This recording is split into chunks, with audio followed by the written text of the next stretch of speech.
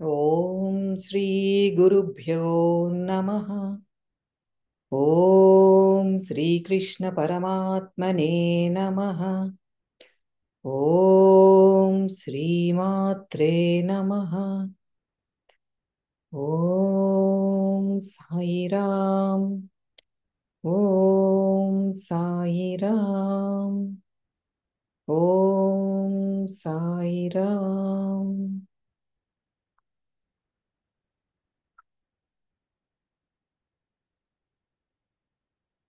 అందరికీ ఎపిసోడ్ 9 ఫకీర్ 2 ప్రయాణం కొనసాగుతోందికి అందరికీ హార్దిక స్వాగతం. మనం సోఫార్ లాస్ట్ ఎపిసోడ్లో బాబా మనకి సోల్ ప్లానింగ్ గురించి చక్కగా వివరించారు.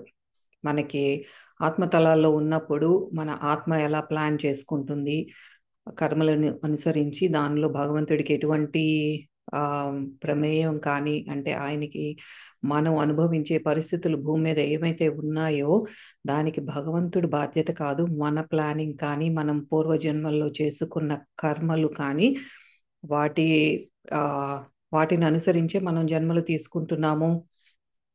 అవన్నీ మనలో ఉన్న క్లేశాలు, అరిషడ్ వర్గాలు ఏవైతే ఉన్నాయో అవన్నీ క్లియర్ చేసుకోవటానికి జన్మలు తీసుకుంటున్నాము. అలాగే మనం దుఃఖాలు అని చెప్పుకునే ఈ ఛాలెంజెస్ కూడా ఆ కర్మలు క్లియర్ చేసుకోవటమే అని బాబా మనకి వివరించారు. మరి బాబా ఇంకొక కుటుంబం, ఇంకొక ఫ్యామిలీని చూపించి దాని ద్వారా మనకి ఏదో తెలియజేయబోతున్నారు. అప్పుడే రుద్రాకి చెప్పారు, ఈ ఫ్యామిలీ కూడా నీకు బాగా తెలిసిన వాళ్ళే. అంటే రుద్ర అంట, నాకు తెలుసు ఇట్లాంటివి చేస్తావు బాబా నువ్వు, నాకు బాగా కావాల్సిన వాళ్ళనే ఇదిగో దగ్గరగా ఉండి వాళ్ళు ఎంత సఫర్ అవుతున్నారో చూడు అని చెప్పి దగ్గరికి వెళ్ళి చూపిస్తున్నావు అని. రుద్రాకి ఇష్టం లేదు కానీ బాబా తీసుకెళ్తున్నారు. సరే, ఇప్పుడు ఆ ఫ్యామిలీ ఏంటి, ఏం జరగబోతోందో చూద్దాం. అయితే బాబా అంటున్నారు, ముందు నిన్ను 7 ఏళ్ల వెనక్కి తీసుకువెళ్తాను. నీకు బెనగల్ కుటుంబం గుర్తుంది కదా? రుద్ర నిట్టూర్చాడు. మళ్ళీ మొదలు పెడుతున్నాడు బాబా అనుకుని. అవును, అతనికి బెనగల్ కుటుంబం గుర్తే. అతను వారికి చాలా దగ్గరగా సన్నిహితంగా ఉండేవాడు. వారి మధ్య అంత పెద్దగా సంభాషణ ఏమీ లేకపోయినప్పటికీ అతను వారిని నిజంగానే ప్రేమించేవాడు. వారు చాలా కష్టాలు ఎదుర్కొన్నారు. రుద్ర తన సాధ్యమైన మేరకు వారికి సహాయం చేయాలని ప్రయత్నించాడు. రుద్ర కష్టకాలంలో వారు అతనిని మద్దతు ఇచ్చిన కొన్ని కుటుంబాలలో ఇదొకటి. అంటే రుద్ర చాలా కూడా ఫ్యామిలీ ఇష్యూస్ చాలా వచ్చినాయి రుద్రకి. ఫ్యామిలీ నుంచి సెపరేట్ అయిపోయాడు. తనకి కూడా ఆరోగ్యం దెబ్బతింది. అటువంటి సమయంలో కూడా బెనగల్ కుటుంబం అంటే చాలా కొద్ది మందే రుద్రాని సపోర్ట్ చేశారు. అందులో ఈ బెనగల్ ఫ్యామిలీ ఒకళ్ళనమాట. అంతేకాదు, వారు రుద్ర కొడుకుని ప్రేమించేవారు. మరియు 7 ఏళ్ల బాలుడు తన తండ్రి నుండి వేరు చేయబడినప్పుడు రుద్ర వలె వారు కూడా ఎంతో మనోవేదనకి గురయ్యారు. రుద్ర ఏం జరగబోతోందో అర్థం చేసుకున్నాడు. తనకి ముందే అర్థం అవుతుంది, ఏదో సంథింగ్ ఏదో జరగబోతోంది. అతను అనుభవించిన సంఘటన అంత అసాధారణంగా ఉంది కాబట్టి, అంటే తను ఏదైతే ఆల్రెడీ ఎక్స్పీరియన్స్ చేశాడో అది కొంచెం డిఫరెంట్ సిచ్యువేషన్ అన్నమాట. అసాధారణంగా ఉంది. దాని గురించి ఎవరితోనూ కూడా అంతగా ప్రస్తావించేవాడు కాదు. అంటే అవి అందరికీ కొన్ని విషయాలు, మన ఫ్యామిలీ ఇష్యూస్ ఏదైతే కొన్ని ఉంటాయో మనం ఫేస్ చేసేవి అందరికీ చెప్పుకోలేము అవి. అట్లాంటిది దాని గురించి అంటున్నారనమాట. అతను దాని గురించి కొందరికి చెప్పినప్పుడు వారు అతన్ని పిచ్చివాడు లేదా ఏదో ఒక మత్తు పదార్థం తీసుకుని ఉంటాడేమో అని అనుకుని ఉంటారు. అటువంటి సిచ్యువేషన్ అన్నమాట అది. మామూలు మనందరం ఫేస్ చేసేది కాదు, కొంచెం డిఫరెంట్ది. ఎవరికన్నా అది ఎక్స్ప్లెయిన్ చేసి చెప్పాలని ఆర్ షేర్ చేసుకోవాలని ట్రై చేసినప్పుడు ఇది మెంటల్ కేస్ అనుకునేవారు. లేకపోతే ఏదన్నా మందు కొట్టాడేమో, ఆ వీడ్ అంటారు కదా, మేరవానా, బంగ్ అంటారు అనుకుంటే ఇండియాలో సంథింగ్. అట్లాగే ఆ మత్తు పదార్థం ఏదో చేసి ఉంటాడులే, ఆ ఆ మైకంలో అట్లా మాట్లాడుతున్నారా అనుకునే ఛాన్స్ కూడా ఉంది. అట్లా అనుకునేవారు అంటున్నారు. సరేరా అబ్బాయి, నేను నిన్ను భూమి మీద గతం అని మీరు అంటారే, అక్కడికి తిరిగి పంపుతున్నాను. మాకు అది మరో డైమెన్షన్లో జరుగుతున్న వాస్తవము. అది ఇక్కడ ప్రతి మాట మనకు ఎట్లా బాబా చెప్తున్నారంటే, మీరు ఈ భూలోకంలో ఈ 3 డైమెన్షనల్ ప్లేన్లో మీరు ఉన్నప్పుడు దీనిని మీరు గతం అనుకుంటారు. మనకు అంతకు ముందు కూడా టైం గురించి ఎక్స్ప్లెయిన్ చేశారు బాబా. మీరు అనుకుంటారు మీకు ఈ టైం ఉంది, కానీ మనకి ఆత్మతలాల్లో ఉన్నప్పుడు ఆ టాపిక్, ఆ concept of time is totally different అని చెప్పారు మనకి. అదే చెప్తున్నారు ఇక్కడ మళ్ళీ బాబా. మీరు గతం అని పేరు పెట్టుకుంటారే, ఆ గతంలోకి నేను తీసుకువెళ్తాను. అది మాకు మాత్రం ఇంకొక డైమెన్షన్లో జరుగుతున్న యథార్థం, అంటే వాస్తవంగా జరుగుతోంది అది. అంటే ఏంటంటే ఇప్పుడు ఈ గురు స్వరూపులు, ఈ దేవ్ దేవుళ్ళు దేవీ దేవతలు వీళ్ళందరికీ ఏంటంటే దే కెన్ సీ ఎవ్రీథింగ్. భూత భవిష్యత్ వర్తమానాలను ఏకకాలంగా వారు చూడగలిగే ఆ దివ్య శక్తులు, సిద్ధులు వాళ్ళకు ఉంటాయి. కాబట్టి అది ఎట్లా ఉంటుందంటే ఇంకొక రూమ్లో జరుగుతున్నట్లు అనమాట. ఈ పక్క రూమ్లో మనం అనుకునే గతం జరుగుతోంది. ఈ ప్రస్తుతం ఈ రూమ్లోనేమో ఇప్పుడు ఈ ప్రజెంట్ జరుగుతోంది. ఆ నెక్స్ట్ రూమ్లోనేమో భవిష్యత్తు జరుగుతోంది. అట్లాగే వాళ్ళు ఏకకాలంలో చూడగలుగుతారు. అది చెప్తున్నారనమాట. It is happening somewhere in some other plane. Rudra తలూపాడు ఏదో చెప్తూ. నాకు రుద్రాన్ని ఊహించుకుంటుంటే ఒక చిన్నపిల్లలు నోరు తెరుచుకొని అమాయకంగా వింటా ఉంటారు కదా, ఏదో చెప్తుంటే చాలా హయ్యర్ కాన్సెప్ట్స్ అట్లా అనిపిస్తుంది రుద్రాని. సరే అని రుద్ర తలూపాడు. అతనికి భూమి మీద వాటినే ఇష్టపడతాడు. గతం, వర్తమానం మరియు భవిష్యత్తు ఉన్నాయి. స్విచ్ ఆన్ అండ్ ఆఫ్ చెయ్యటానికి కుదరదు. ఈ డైమెన్షన్స్ ఏంటో కానీ భయంకరంగా ఉన్నాయి ఆలోచించడానికే అనుకుంటున్నాడు రుద్ర. మనకు అంతే కదా, వేర్ యూస్ టు, మనకి ఎట్లా అలవాటు, ఈ రోజు ఇది జరుగుతోంది, రేపుకి ఏదో ప్లాన్ చేసుకుంటాము, నిన్న ఇంకేదో జరిగిపోయింది. అట్లా మనకు ఒక లీనియర్ ఫ్యాషన్లో చెప్పాను కదా, మనకి భూమి మీద లీనియర్గా ఉంటుంది నిన్న, ఈరోజు, రేపు అనేది. మిగతా డైమెన్షన్స్ అట్లా ఉండదు. అదే చెప్తున్నారు మనకి ఇక్కడ. నేను స్విచ్ ఆఫ్ చేసేసి టైం మెషిన్లో వెనక్కి వెళ్తాను ఆదిత్య 369 లాగానంటే మనకు కుదరదు కదా. అదే ఇక్కడ ఏం లేవయ్యి నాకు ఇదే ఇష్టం, ఈ ప్రెసెంట్, ఫ్యూచర్, పాస్ట్ అట్లా ఇట్లా ఉండటమే ఇష్టం. ఈ డైమెన్షన్స్, ఈ గోల్ ఏంటో కానీ చాలా భయంకరంగా ఉంది అంటున్నాడు. ఎప్పుడు అసంతృప్తిగా ఉండే నా అబ్బాయి, అంటే మై డిస్గ్రంటిల్ సన్ అన్నారు అక్కడ ఇంగ్లీష్లో, తన అంతుపట్టని లాజిక్తో స్వర్గాలని సైతం ఏడిపించగలవాడైన నా కుమారుడా, భూమి మీద కూడా చాలామంది వ్యక్తులకు గతం, వర్తమానం మరియు భవిష్యత్తు అంతా కలిసి ఉంటాయి. కాబట్టి వాళ్ళు ఏ డైమెన్షన్లో పనిచేస్తున్నారో నిజంగా తెలుసుకోవడం కష్టం. బాబా స్టార్ట్ చేశారు, ఏదో చెప్పబోతున్నారు అంటే చెప్తున్నారు. ఎందుకు ఆ మాట అన్నారు అంటే తను మనసులో అనుకుంటున్నాడు ఇదంతా, ఈ గందరగోళం ఏంటో నాకు తెలియదు, ఈ డైమెన్షన్స్ ఏంటో అనుకుంటున్నాడు రుద్ర. దానికి బాబా సమాధానం చెప్తున్నారు ఆలోచనని కనిపెట్టి. మీరు అనుకుంటారు ఇక్కడ అందరూ పాస్ట్, ప్రెజెంట్, ఫ్యూచర్ అని చాలామంది అంత కలగాపులగం చేసి బ్రతుకుతున్నారని చెప్తున్నారు. భవిష్యత్తు, భూత భవిష్యత్తు వర్తమానాలన్నీ కలిసిపోయి ఉంటాయి. వాళ్ళు అసలు ఏ డైమెన్షన్లో ఉన్నారో కూడా వాళ్ళకే తెలియని పరిస్థితిలో ఉంటారు వాళ్ళు అని చెప్తున్నారు. చాలామంది వ్యక్తులు గతపు సంస్కారాలు ప్రతిస్పందిస్తూ లేదా చూపుతూ ఉంటారు. అంటే పాస్ట్ మన హ్యాబిట్స్కి కానీ, పూర్వజన్మ వాసనలు, సంస్కారాలు ఇవన్నీ కూడా మళ్ళీ వస్తాయి మనకి. భగవద్గీతలో ఏదైతే తెలుసుకున్నామో బాబా చెప్పేదంతా, ఏ శాస్త్ర గ్రంథం తీసుకున్నా సరే ఇవి బేసిక్ కాన్సెప్ట్స్ ప్రతిసారి రిపీట్ అవుతూనే ఉంటాయి. ఆ సంస్కారాలు మనం ఎప్పుడు మర్చిపోకూడదు. మనం ఈ జన్మలో ఇలా ఉన్నాము అంటే because of our old conditioning అన్నమాట.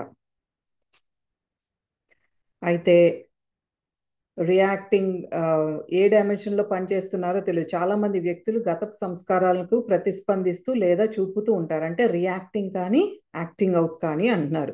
చాలామంది వ్యక్తులు గతం లేదా తమ పెంపకం ఆధారంగా ఒక పరిస్థితికి ప్రతిస్పందిస్తారు. అది చీకటి అంటే భయం కానీ, లేదా సంస్కారపరమైన ఒక మానసిక దృక్కోణం కానీ, అంటే ఒక కండిషన్ మైండ్ సెట్. అయితే వ్యక్తి గతం యొక్క బారిన పడి ఉంటాడు. అంటే ఇక్కడ ఏం చెప్తున్నారంటే, మనము ఈ నిత్య జీవితంలో ఒక సిచ్యువేషన్ని ఫేస్ చేస్తున్నాము, దాన్ని మనం ప్రతిస్పందిస్తున్నాము అంటే ఆ ప్రతిస్పందన వెనుక మన చిన్నప్పటి నుండి మన పెంపకంలో ఎలా పెరిగాము, అంటే మన తల్లిదండ్రులు మనల్ని ఎలా పెంచారు, అండ్ మన స్కూల్లో టీచర్స్ కానీ మన ఫ్రెండ్స్ కానీ ఎవరితో అయితే మనం ఈ సోషల్గా ఎవరితో అయితే ఎక్కువగా కలిసి ఉన్నామో వారి ప్రభావాన్ని అనుసరించి, లేదా మనం పూర్వజన్మ నుండి తెచ్చుకున్న సంస్కారాలను అనుసరించి మన ప్రతిస్పందన అనేది ఉంటుంది. అందుకే ఒక సిచ్యువేషన్కి నలుగురు రియాక్ట్ అవ్వాల్సిన ఉంటే ఒక్కొక్కళ్ళు ఒక్కొక్కలాగా రియాక్ట్ అవుతారు. అది ఎందుకు అలాగంటే వారి పూర్వజన్మ సంస్కారాలను బట్టి, వారి చిన్నప్పటి నుండి పెరిగిన వాతావరణం కానీ, వారు ఏదైతే నేర్చుకున్నారో దాన్ని బట్టి వారి రియాక్షన్ అనేది ఉంటుందన్నమాట. అది చెప్తున్నారు. కొంతమంది అంటే మానసిక దృక్కోణం అంటే ఒక కండిషన్ మైండ్ సెట్ ఉంటుంది. కొంతమందికి స్ట్రాంగ్గా నేను ఇలాగే ఉంటాను, దీని నుంచి డీవియేట్ అవ్వను, ఇదే నాకు తెలిసింది అంటే ఓపెన్ మైండెడ్గా లేకుండా చాలా కండిషన్డ్గా ఒక ఈ నమ్మక వ్యవస్థలు కానీ అవి చాలా స్ట్రాంగ్గా ఉంటాయి కొంతమందిలో. అదే చెప్తున్నారు. అంటే మనకి పూర్వజ ఎగ్జాంపుల్స్ చెప్తున్నారు అనమాట. చీకటి అంటే భయం. కొంతమందికి డార్క్ అయిపోయినప్పుడు అన్ని లైట్స్ ఆఫ్ చేసేస్తే ఒక గదిలో నుంచి ఇంకో గదిలోకి వెళ్ళటానికి చాలా భయం, తోడు తీసుకెళ్తారు. లేకపోతే అది కరెంట్ ఆఫ్ అయిపోయినప్పుడు తెలుస్తుంది అనమాట, ఆ తోడు లేకపోతే చాలా భయపడిపోతారు. అంటే బియాండ్ నార్మల్, మామూలుగా అందరికీ కొద్దిగా భయం ఉంటుంది, కానీ ఇదేంటంటే ఇంకా బియాండ్గా ఎక్కువ స్పందన ఎక్కువగా ఉంటుంది అనమాట. అలా కండిషన్ మైండ్ సెట్తో కొంతమంది ఉంటారు. అంటే ఇట్లాగే ఉంటాను నేను, ఇంకా వేరే డీవియేట్ అవ్వను అనేవాళ్ళు కూడా ఉంటారన్నమాట. అది చెప్తున్నారు. ఇదంతా ఏంటి అంటే గతం యొక్క బారిన పడిన వారు వీళ్ళందరూ. అంటే మీరు ఇప్పుడు ఏదైతే చేస్తున్నారో మీరు ఈ కొత్తగా ఏం చేయట్లేదు, మీ పాత సంస్కారాలను అనుసరించే చేస్తున్నారు. అదే గతం బారిన పడటం అంటే. నెక్స్ట్, ఏళ్లుగా ఒకరినొకరు తెలుసుకున్న ఇద్దరు వ్యక్తులు ఒకరి మానసిక స్థితిని మరొకరు తెలుసుకున్న వాళ్ళు గతం అనుసరించి ఒకరితో ఒకరు షాడో బాక్సింగ్ చేస్తారు. అంటే ఏంటంటే ఆర్గ్యూ చేసుకుంటూ ఉంటారు. ఇది ఏం చెప్తున్నారు, కొన్ని ఎగ్జాంపుల్స్ లాగా చెప్తున్నారు మనకి. ఇప్పుడు ఇద్దరు వ్యక్తులు ఒక బెస్ట్ ఫ్రెండ్స్ అయి ఉండొచ్చు, ఒకరినొకరు మనకు ఎన్నో చిన్నప్పటి నుంచి ఫ్రెండ్స్ అయి ఉండొచ్చు. ఒకళ్ళ మైండ్ సెట్ ఏంటి అనేది ఇంకొకరికి తెలుసు. నేను ఎలాంటి దాన్ని అనేది నా బెస్ట్ ఫ్రెండ్కి బాగా తెలుసు. ఆ గతాన్ని అనుసరించి, అంటే నేను ఏదో బాగా తెలుసు కాబట్టి ఒక సిచ్యువేషన్ ఏదైనా ఇద్దరం కలిసినప్పుడు ఏంటంటే ఆర్గ్యుమెంట్ మొదలవుతుంది. నేను చెప్పక ముందే నాకు తెలుసు నువ్వేం చెప్తావు అని ఒక బ్లైండ్గా ఒక ఆర్గ్యూ చేయటం. అదే షాడో బాక్సింగ్ అంటే నీడలో కొట్టుకోవటం అన్నట్టు తెలుగులో ట్రాన్స్లేషన్ అంటే. అంటే ఏంటంటే దానికి ఆధారం ఏం లేదు, ఒక బేస్ లేకుండా ఊరిని ఆర్గ్యూ చేసుకుంటూ ఉంటారనమాట, వాదించుకుంటూ ఉంటారు. ఇది తల్లి కూతుళ్ళకి కూడా బాగా జరుగుతుంది. ఒకళ్ళ మైండ్ సెట్ ఏంటనేది ఒకళ్ళకి తెలుసు, ముందే అది ఊహించేసేసి ఏదో ఒక మాట అనేసేయటం, అదిగో నువ్వు ఇట్లాంటి నువ్వు ఇట్లాగే చేస్తావు, నాకు తెలిసి నీ సంగతి అని. మళ్ళీ అంటే ఆ సిచ్యువేషన్ అలా జరిగి ఉండకపోవచ్చు, కానీ ఒక మాట అనేసేయటం, మళ్ళీ దాని మీద ఆర్గ్యూ చేసుకోవటం, ఇది బాగా తెలిసిన వాళ్ళ మధ్య ఇట్లా జరుగుతుంది అని చెప్తున్నారు. అతను నాతో 5 ఏళ్ల కిందట ఇలా అన్నాడు, అందుకు నేను అతన్ని నమ్మలేను, లేదా అది 20 ఏళ్ల క్రిందట వెనక నుంచి నా గురించి మాట్లాడింది. అంటే ఎగ్జాంపుల్స్ చెప్తున్నారనమాట.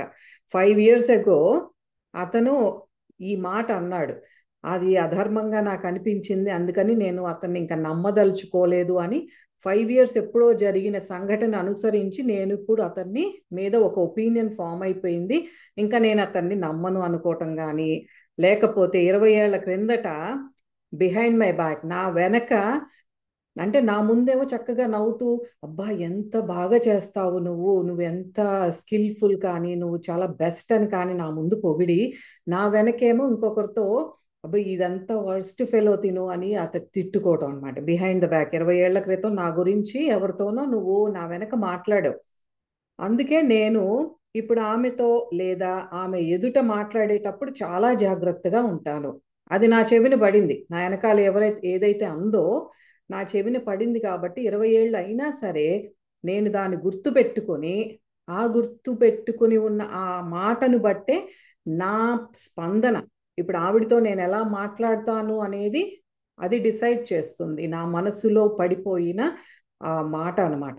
అది అందుకని ఇప్పుడు నుంచి నేను ఆ అమ్మతో జాగ్రత్తగా ఉంటాను అని అనుకుంటాం. లేదా నేను తనకి ఎటువంటి సహాయం చెయ్యలేను, ఐ క్యాంట్ హెల్ప్ హిమ్, నేను ఇంతే, నేను నిజంగా అనుమానంతో నిండిన స్వభావం, లేదా కోపగించుకునే స్వభావం, లేదా అసూయాపరం, లేదా భయంతో కూడినది. అంటే ఇదేంటంటే కండిషన్డ్ మైండ్ సెట్ అనమాట. నేను ఇలాగే ఉంటాను. ఇవన్నీ డిఫరెంట్ డిఫరెంట్ ఎగ్జాంపుల్స్ చెప్తున్నారు బాబా మనకి. నాకు నేను దిస్ ఇస్ ఇట్, నేను ఇంకా దీనికంటే భిన్నంగా ఏం ఉండలేను. నాకు నన్ను భయస్తుడు అనుకుంటున్నారా? అవును, నేను భయస్తుడినే, నేను భయంతోనే ఉంటాను. So what? అనుమానంతో నన్ను అందరూ అనుమానితురాలు అనుకుంటున్నారా? అవును, నేను అదే, నేను ఇట్లాగే ఉంటాను. లేదా నేను బాగా కోపిష్టి అనుకుంటున్నారా? అవును, I am an angry person. So what? నేను ఇలాగే ఉంటాను.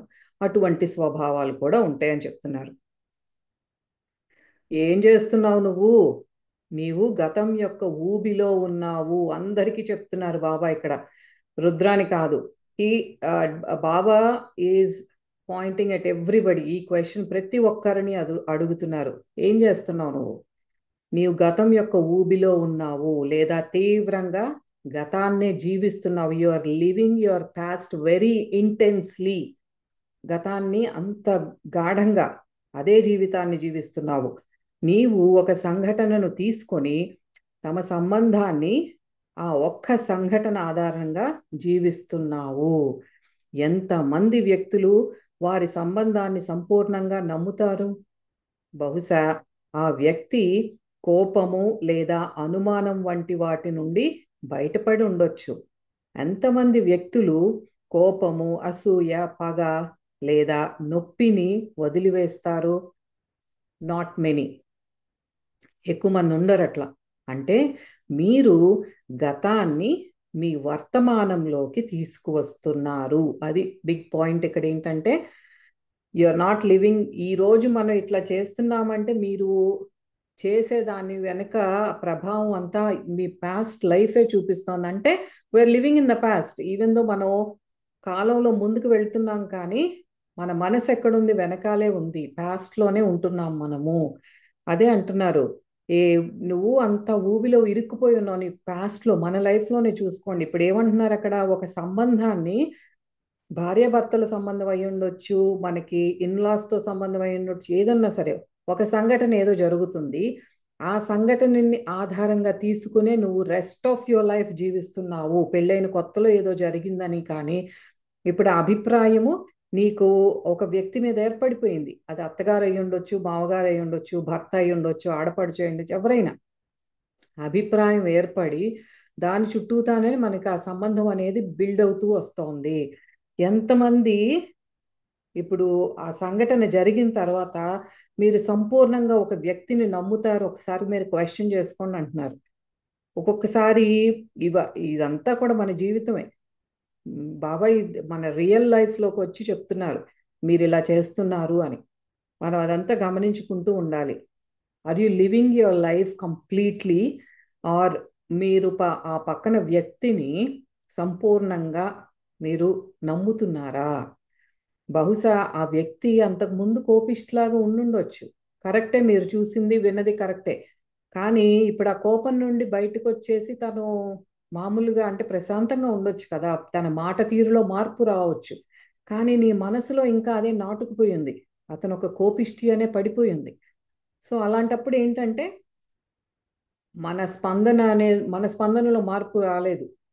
ఆ వ్యక్తిలో వచ్చి ఉండొచ్చు కానీ నేను ఆ వ్యక్తి పట్ల ఎలా మాట్లాడతాను అనేది నేను ఏర్పరచుకున్న అభిప్రాయాన్ని బట్టే మనం రియాక్ట్ అవుతున్నాం, స్పందిస్తున్నాము. అదే అంటున్నారనమాట. అవును, తప్పులు మరియు అనుభవాల నుంచి నేర్చుకోవడం చాలా ముఖ్యం. కానీ చాలామంది నేర్చుకోరు. కేవలం నకారాత్మకంగా, అనుమానంగా లేదా సంస్కారపరంగా అంటే కండిషన్గానే మారతారు. ఎంతమంది వ్యక్తులు సంపూర్ణంగా కొత్తగా మొదలు పెట్టాలనుకుంటారు? నిజంగా తమ బలహీనతలను తొలగించుకోవాలనుకుంటారు లేదా తమ గతపు సంస్కారాలను వదిలివేయాలనుకుంటారు? అసలు మనకి నాలెడ్జే ఇంతకు ముందు లేదు. ఫస్ట్ ఆఫ్ ఆల్ ఇట్లా ఒకటి ఉంటుంది. మన మైండ్ అనేది ఇన్ని పొరలు ఉన్నాయి దాంట్లో. మనకు ఒక కాన్షియస్ మైండ్ ఉంది. ఇప్పుడు నేను మాట్లాడేది ఒక కాన్షియస్ మైండ్ అయితే దీనిని డిక్టేట్ చేసేది ఏంటి అంటే నా వెనకాల ఉన్న ఒక సబ్ కాన్షియస్ మైండ్, ఉపచేతన మనస్సు అనేది ఒకటి ఉంది. దానికి ఇంకా నిగూఢంగా అచేతన మన సన్కాన్షియస్ మైండ్ అనేది ఒకటి ఉంది అన్న ఆ జ్ఞానం కూడా మనకి లేదు. అది లేదు. ఇప్పుడు ఉన్నా సరే మనలో ఎంతమంది అందులో నుండి బయటపడాలని ప్రయత్నిస్తున్నారు? సంపూర్ణంగా మనం ఇందులో నుంచి బయటపడాలి అని ఎంతమంది మీరు ప్రయత్నిస్తున్నారని అడుగుతున్నారు. ఆ చాలా మంది మీరందరూ కూడా ఆ కండిషన్డ్గానే ఉంటారు, ఆ సంస్కారాలను అనుసరించే ఉంటారు అని చెప్తున్నారు. అంతేగాని ఫ్రెష్గా మళ్ళీ స్టార్ట్ చేసుకుందాం, ఈ పూర్వజన్మ సంస్కారాలన్నీ మనం నివృత్తి చేసుకుందామని అనుకోరు. గత జన్మ సంస్కారము లేదా నీ బాల్యపు సంస్కారం అంటే చైల్డ్హుడ్ కండిషన్, చిన్నప్పుడు మనం పెరిగిన వాతావరణాన్ని బట్టి, మన తల్లిదండ్రులు మన పెంచిన దీన్ని బట్టి కూడా నీ వర్తమానాన్ని మరియు నీ భవిష్యత్తుని నియంత్రిస్తాయి. మరియు ఎవరికి తెలుసు, నీవు సత్వరం వదిలివేయకపోతే నీ తదుపరి జీవితం అలాంటి మానసిక దృక్కోణం అంటే మైండ్ సెట్ నియంత్రిస్తుంది. గుర్తుంచుకో, మానసిక సంస్కారం వ్యక్తి తన శరీరాన్ని విడిచిన తరువాత కూడా అనుసరిస్తుంది. మనకి అంతకు ముందు కూడా చెప్పారు కదా బాబా, మీరు ఫిజికల్ బాడీని వదిలేసినంత మాత్రాన ఏమీ కాదు. మీకు ఆత్మతలాలు మానసిక తలాల్లోకి వెళ్ళినప్పుడు ఇంకా బరువుని క్యారీ చేస్తారు. ఇక్కడ ఏ మైండ్ సెట్తో అయితే మీరు ఒక కోపిష్టిగా కానీ అందరితోనూ అసూయపరంగా ఉన్నారు, ఇవన్నీ ఏ మైండ్ సెట్ అయితే మీరు బిల్డ్ చేసుకుంటున్నారో అది మీరు నెక్స్ట్ జన్మకి అంటే ఆత్మతలాల్లోకి తీసుకెళ్తాం, మళ్ళీ దాన్ని నెక్స్ట్ జన్మలకు కూడా తీసుకొస్తాం, గుర్తుపెట్టుకోండి అని చెప్తున్నారు. అయితే ఇలా ఒకరి మీద అభిప్రాయాలు, పక్షపాతాలు, భయాలు తదుపరి జన్మకు తీసుకువెళ్ళినట్లు ఒక్కసారి ఊహించుకో. ఇది బాబా చెప్తున్నారు మనకి. మీరు ఇవన్నీ కూడా ఏదైతే మీరు ఇప్పుడు ఉన్నారో, మీ మైండ్ సెట్ ఏదైతే ఉందో, మీరు ఇంకొకరితో ప్రతిస్పందించే ఆ యాటిట్యూడ్ ఏదైతే ఉందో అది ఒకసారి ఊహించుకో. నెక్స్ట్ జన్మకు కూడా మీరు అదే తీసుకెళ్తున్నారు అంటే ఏంటంటే సేమ్ అదే, ఇంకేం మార్పు లేదు. ఈ అణు ఇక్కడ ఎట్లా ఉందో నెక్స్ట్ జన్మకు కూడా అట్లాగే ఉంది. అంటే దెర్ ఇస్ నో యూజ్ కదా.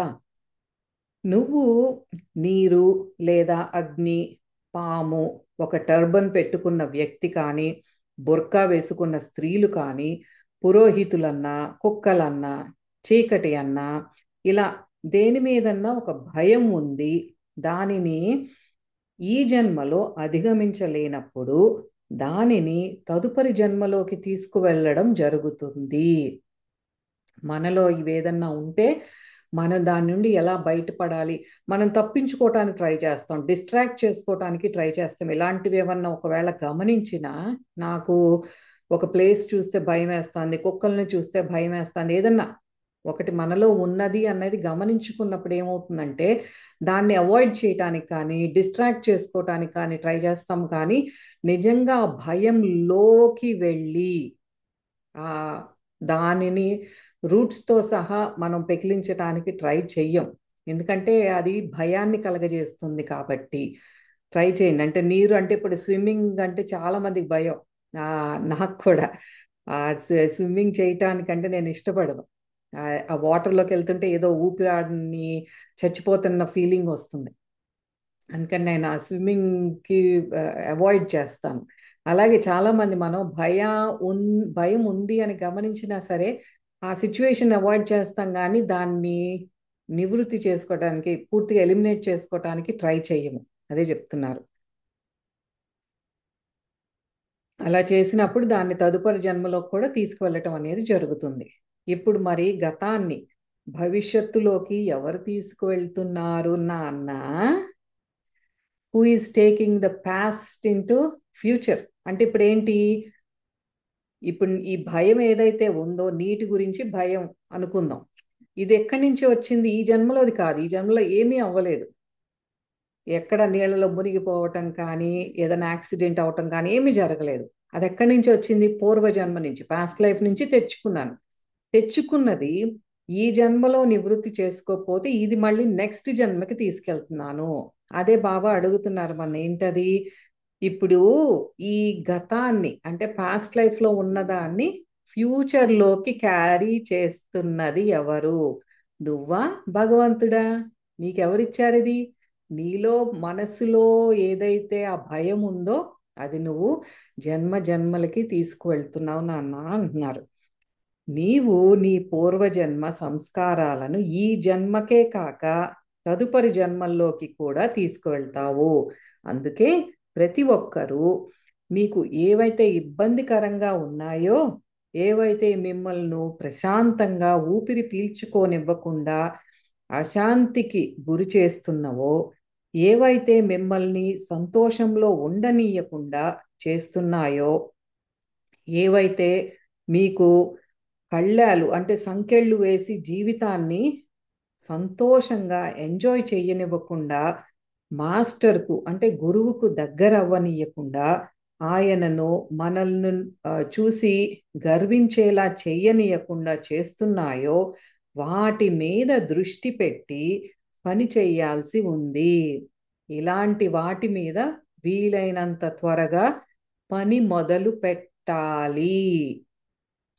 ఐ రిపీట్, ఇలాంటివి ఏదైనా ఉంటే మీరు అంటే ఇందులో చాలా పెద్ద లిస్ట్ ఇచ్చేశారు బాబా. మనల్ని అశాంతికి గురి చేస్తోంది మనలో ఉన్న పాత సంస్కారం. ఏదో ఒక భయం అయి ఉండొచ్చు, ఈ అరిషడ్ వర్గాలలో ఏదైనా అయి ఉండొచ్చు, ఎనీథింగ్. అది మనకి అశాంతికి గురి చేస్తోంది, సంతోషంగా ఉండనివ్వట్లేదు. అది మన గురువుకి దగ్గర అవ్వనీయకుండా కూడా చేస్తోంది. అంటే దానిని వెంటనే గుర్తుపట్టి దాని మీద మీరు వర్క్ చేయటం మొదలు పెట్టండి. ఒక వ్యక్తికి కోపం ఉంది అని అనుకుందాం. అతన్ని దాని మీద అంటే దానిని అధిగమించే ప్రయత్నం ఇప్పుడు చెయ్యకపోతే మళ్ళీ అదే కోపంతో ఇంకా హెచ్చు స్థాయిలో మరుజన్మల్లో తెచ్చుకుంటారు. ఎగ్జాంపుల్ చెప్తున్నారు ఇక్కడ బాబా. ఒక వ్యక్తికి బాగా కోపిష్టి అయి ఉంటే ఇప్పుడు మనకు తెలుస్తుంది కోపం అనేది చాలా తొందరగా అందరూ నోటీస్ చేయొచ్చు. మనకు మనం నోటీస్ చేసుకుంటాం, పక్కన వాళ్ళు నోటీస్ చేస్తారు. It's a very easy to ఆ ఎమోషన్ని రికగ్నైజ్ చేయటం వెరీ ఈజీ. అది మీరు గమనించుకున్నప్పుడు ఏమంటున్నారు బాబా అంటే ఇప్పుడు అధిగమించే ప్రయత్నం మనం ఏం చేయట్లేదు. ధ్యాన సాధన కానీ ఆ కోపం వచ్చినప్పుడు కొద్దిగా మనం విచారణ చేసుకోవటం, ఎందుకు వస్తోంది నాకు కోపం ఇలాగా? ఆ వ్యక్తి తనకు నచ్చినట్టే ఉంటున్నాడు, కరెక్ట్గానే ఉంటున్నాడు, దానికి నాకెందుకు కోపం వస్తుంది? నేను చెప్పినట్టు చేయలేదనా ఏంటి? అందులో నాకు అహం రోల్ ఎంత ఉంది? నేను చెప్పినట్టే వినాలి అన్నదే పెట్టుకొని నేను కోపం తెచ్చుకుంటున్నానా? ఏంటి దీని వెనక అనేది కొంచెం విచారణ చేయాలి. మనలో ఈ పాత సంస్కారాలు దగ్ధం అవ్వాలంటే సాధన కూడా ఉండాలి. రెండు ప్యారలల్గా జరగాలి. అట్లా ఆ ప్రయత్నం మనం ఏది చేయకపోతే అదే కోపం ఇప్పుడు ఒక లెవెల్లో ఉంది, ఒక 6/10 లెవెల్లో ఉంది అని అనుకుందాం. నెక్స్ట్ జన్మకి ఏమవుతుంది? అది 7గా కానీ 8గా కానీ మారుతుంది. ఆ జన్మలో కూడా క్లియర్ చేసుకుపోతే 10/10 అంటే ఆ ఇంటెన్సిటీ పెరిగిపోతూ ఉంటుంది. మనం ఇంకా గట్టి గట్టిగా అరవటం కానీ, ఫిజికల్గా వైలెంట్గా తయారవటం కానీ ఆ క్రోధంలోకి మారిపోతుంది అనమాట. అదే చెప్తున్నారు, హెచ్చు స్థాయిలో ఇంకా నెక్స్ట్ జన్మల్లో తెచ్చుకుంటావు. నిన్ను నువ్వు కానీ నీ వారిని కానీ కఠినమైన మాటలతో కానీ చేతలతో కానీ హింసిస్తూ ఉంటావు. ఇంకా వైలెంట్ బిహేవియర్లోకి వెళ్ళిపోతావు అనమాట. ఇలా నీ కర్మలను బ్యాలెన్స్ షీట్లో చేర్చకూడని వైపు చేర్చుకుంటూ వస్తావు. మనం ఒక బ్యాలెన్స్ ఒక కూరగాయలు కొలుస్తాం చూడండి, తరాజు. దాంట్లో ఒకవైపేమో పుణ్యకర్మలు, ఒకవైపేమో చెడు కర్మలు తక్కిడ ఉన్నాయి అనుకుందాం. ఏమవుతోంది, మనం ఎక్కడైతే పాపకర్మలు తగ్గించుకుంటూ ఇక్కడ పుణ్యకర్మలు చేసుకుంటూ ఉండాలి. అప్పుడే కదా మనకి ఆ తక్కిడ బ్యాలెన్స్ అయ్యేది. ఇట్లా ఉంది, నువ్వు వేయకూడని చోట బరువు వేస్తున్నావు అంటే ఏంటి, ఈ పాత సంస్కారాలు నివృత్తి చేసుకోకుండా ఇంకా ఇంకా పెంచుకుంటున్నప్పుడు వీటి బరువు ఎక్కువైపోతోంది. ఈ పుణ్యకర్మాలు అంటే ఒక ధర్మ మార్గంలో ఉండటం కానీ, దాన ధర్మాలు చేయటం, ఒకరికి హెల్ప్ చేయటం కానీ, యోగ సాధన, ధ్యాన సాధన చేయటం, పూజలు, ఇటువంటివి ఏమీ లేవు. అంటే ఏంటి, పుణ్యం ఏమో ఎక్కువ పెరగట్లేదు, ఇట్లాగే ఉంటుంది, పాపం పెరిగిపోతుంది. అంటే నువ్వు వేయకూడని చోట నీ బరువును వేస్తున్నావు, చూసుకో అంటున్నారు. ఉదాహరణకి ఇప్పుడు నువ్వు ఎన్నో జన్మల నుండి ఈ కర్మచక్రంలో ఇరుక్కున్నావు. ఎలాగా, ఒక్కటే రిపీటెడ్గా జన్మలు తీసుకుంటున్నావు. ఏది, నీకు నోరు మూసుకొని you don't know how to shut your mouth. ఎప్పుడు ఎప్పుడు వాగుతూనే వాగుతూనే ఉంటావు. ఆ నోటికి తాళం వేయటం అనేది రావట్లేదు. ఆ దాని గురించి ఆ చక్కగా మౌనంలో ఉండటం నేర్చుకోవటానికి, ఈ కంటిన్యూస్గా మాట్లాడటం తగ్గించుకోవటానికి, ఆ నోరు మూసుకోవడం చేయలేక ఎప్పుడు మాట్లాడుతూనే ఉన్నావు. అలాగే ప్రవర్తించడమే కాకుండా ఇప్పుడు ఏమవుతుంది, ఆ జ ఆ ఒక్కటి క్లియర్ చేసుకోవటానికి నువ్వు ఈ కర్మచక్రంలో ఇరుక్కుని రిపీటెడ్గా జన్మలు తీసుకుంటున్నావు. అట్లా అనుకుంటే ఏమవుతుంది అంటున్నారు, దాని మీద దృష్టి పెట్టకుండా అధిగమించే ప్రయత్నం చేయనప్పుడు మళ్ళీ వచ్చే జన్మలో మరింత ఉధృత స్థాయిలో ఆ సంస్కారాన్ని తెచ్చుకుంటావు. అంటే ఇంకట్లాగే వాగుడుగాయలాగా తయారవుతారు, నోటికి తాళం ఉండదు. మళ్ళీ జన్మలో అంటే ఇంకా అదే జన్మల్లో జన్మల్లో మళ్ళీ మళ్ళీ జన్మల్లో తెచ్చుకుంటావు. అలాగే కోపం కూడా, ఈ యాంగర్ అనే వైబ్రేషన్స్ కూడా అంతే. ఇప్పుడు తగ్గించుకోకపోతే నెక్స్ట్ జన్మలో జన్మలో ఎక్కువ ఎక్కువ అయిపోతూ ఉంటుందన్నమాట. మరి ఇదంతా ఏంటి, నరకం కాదా అంటున్నారు బాబా. ఇదంతా ఏంటి, ఇంత చెప్పుకొచ్చారు మనకి, చెప్పి అంటున్నారు మరి ఇదే కదా నరకం అంటే. ఎప్పటికీ నువ్వు ఆ సంఖ్యలలోనే ఉండిపోతున్నావు, కర్మచక్రంలోనే ఉండిపోతున్నావు. ఒకే లెసన్ పదే పదే చదువుతున్నావు, క్వశ్చన్ పేపర్ ఏమో ఇంకా టఫ్ అయిపోతుంది, అదేమో పాస్ అవ్వలేకపోతున్నావు. అది అందుకేరా అబ్బాయి, చాలా మంది పిల్లలు ఈ భూమి మీద వారి గతాన్నే మళ్ళీ జీవిస్తున్నారు. They are just reliving their past. ఏదైతే పాత జన్మలోంచి తెచ్చుకున్నారో అదే మళ్ళీ జీవిస్తున్నారు. చాలా అరుదుగా వర్తమానంలో జీవిస్తారు. అఫ్ కోర్స్ గతంలో జీవించినట్లే భవిష్యత్తులో కూడా జీవిస్తూ ఉంటారు. ఇప్పటి వరకు మనకి గతం వాటి ప్రభావం చూపించారు, గత ప్రభావం మన మన వర్తమానం మీద ఎలా ఉంటుందని. ఇప్పుడు ఏమంటున్నారు, మీరు గతంలో జీవించినట్లే భవిష్యత్తులో కూడా జీవిస్తూ ఉంటారు అంటున్నారు. అదేంటో చూద్దాం. ఇప్పుడు ఈ వర్తమానంలో చేసే ఆలోచనలు, చర్యలు లేదా కర్మలు భవిష్యత్తులో ఏం జరుగుతోందో, ఏం జరగబోతోందో అనే అవగాహనతోనే ఉంటాయి. మనం ఇప్పుడు ఏంటంటే ఇప్పుడు ఈరోజు ప్లానింగ్ అన్నమాట, ఫ్యూచర్ ప్లానింగ్ గురించి చెప్తున్నారు. మనం చేసే ఆలోచనలు కానీ, మనం ఏదైనా యాక్షన్స్ చేస్తున్నాము, ఒక పని చేస్తున్నామంటే ఆ భవిష్యత్తులో జరగబోయే దాన్ని దృష్టిలో ఉంచుకునే ఉంటున్నాయి అంటున్నారు. ఎగ్జాంపుల్ ఏంటంటే, ఈ వ్యక్తిని నమ్మకూడదు, ఫ్యూచర్లో అతను మనకి వ్యతిరేకంగా మారే అవకాశం ఉంది. ఇప్పుడు జరిగేదంతా భవిష్యత్తులో మనకు వ్యతిరేకంగా ఉపయోగిస్తాడేమో. మనకిది ఆ, చాలా కామన్గా చూసేది ఎక్కడ అంటే, ఈ సినిమాల్లో చూపిస్తూ ఉంటారు, రౌడీల దగ్గర పనిచేసే వాళ్ళు, వాళ్ళ చేసే అధర్మపు చర్యలన్నీ కూడా వాళ్ళ దగ్గరే ఉన్న వాళ్ళకే తెలుస్తుంది, చాలా క్లోజ్గా చూసే వాళ్ళకి. వాళ్ళ దగ్గర కూడా చాలా జాగ్రత్తగా ఉంటాడు ఆ బాస్ అనేవాడు, మెయిన్ పర్సన్. ఎందుకంటే ఫ్యూచర్లో మళ్ళీ ఏమవుతుందేమో, వాడు నా సీక్రెట్స్ అన్నీ వెళ్ళి ఎవరికన్నా చెప్పేస్తాడేమో, బయట పెట్టేస్తాడేమో అని భయంతో ఉంటారు. అట్లాంటి వాటి గురించి చెప్తున్నారు. మీకు మనకి లాయర్స్ కూడా ఎక్కువ అడ్వైజ్ ఇస్తూ ఉంటారు, మీకు ఫ్యూచర్లో మీరు మాట్లాడేది చాలా జాగ్రత్తగా మాట్లాడండి, ఆ మాట్లాడిన మాట ఆ ఎదుట వ్యక్తి మీకు వ్యతిరేకంగా ఉపయోగించుకోవచ్చు అని. ఇది లాయర్స్ కూడా చాలా ఆ, ఎక్కువగా ఫ్రీక్వెంట్గా వాడే ఫ్రేజ్ ఇది. అయితే ఇప్పుడు ఇక్కడ ఏమవుతోంది, ఇప్పుడు చేసే చర్యలన్నీ భవిష్యత్తు మీద ఆధారపడినాయి. అంటే ఏంటి? ఈ జాగ్రత్తగా ఉండటం, ఒకళ్ళని నమ్మాలా లేదా అని అనుకోవటం ఏంటి? ఇప్పుడుండి మనం ఆ ప్లాన్ చేస్తున్నామంటే, ఇప్పుడు నువ్వు చేసే కర్మలన్నీ కూడా భవిష్యత్తుని ఆధారం చేసుకుని ఉన్నాయి. తల్లిదండ్రులు పిల్లల్ని ఎంతో గారాబంగా పెంచుతారు. లాజిక్ ఏంటంటే ఇక్కడ, పెద్దయ్యాక కష్టాలు ఎలాగూ తప్పు. నా కూతురికి పెళ్ళైపోయాక ఇక తనను అత్తగారింట్లో ఎవరు గారాబం చేస్తారు? లేదా తల్లిదండ్రులు మరీ కఠినంగా ఉంటారు. ఏమంటే వాళ్ళ పిల్లలు భవిష్యత్తులో ఆకతాయితనంగా, అంటే స్పాయిల్డ్ బ్రాట్స్ అంటారు ఇంగ్లీష్లో, అలా మారకుండా అందుకని ఇప్పుడు ఆ బిడ్డ జీవితాన్ని నరకప్రాయం చేస్తారు. అంటే రెండు సైడ్స్ గురించి చెప్తున్నారు అనమాట. కొంతమంది పేరెంట్స్ ఏమో, అబ్బా నా పిల్లలు పెద్ద అయిన తర్వాత ఎన్ని కష్టాలు పడాల్సి వస్తుందో, అదే కూతుళ్ళు ఉన్న వాళ్ళేమో ఆ కూతుళ్ళు అత్తగారింటికి వెళ్తే ఎవరు ముద్దలు తినిపిస్తారు, తన ఫేవరెట్స్ అన్ని ఎవరు చేస్తారు అని అతి గారాబంగా పెంచడం. ఇది ఎస్పెషల్లీ ఒక్కళ్ళే ఉన్నవాళ్ళు, ఒక్క కూతురు ఒక్క కొడుకు ఉన్న వాళ్ళు ఎక్కువ గారాబం చేస్తారు. వారి గురించి చెప్తున్నారు. ఆన్ ద అదర్ సైడ్ ఏంటంటే, ఇప్పుడు పిచ్చి గారాబాలు చేసేస్తే పెద్ద అయిన తర్వాత వీళ్ళు ఎందుకు పనికి రాకుండా పోతారేమో అని మరీ స్ట్రిక్ట్గా ఇంకా ఆ వాళ్ళ దగ్గర ఉన్నంతసేపు నరకాన్ని చూపిస్తారు. ఒక మిలిటరీ డిసిప్లిన్ లాగా ఉంటారు. అట్లాంటి వాళ్ళు కూడా ఉంటారు.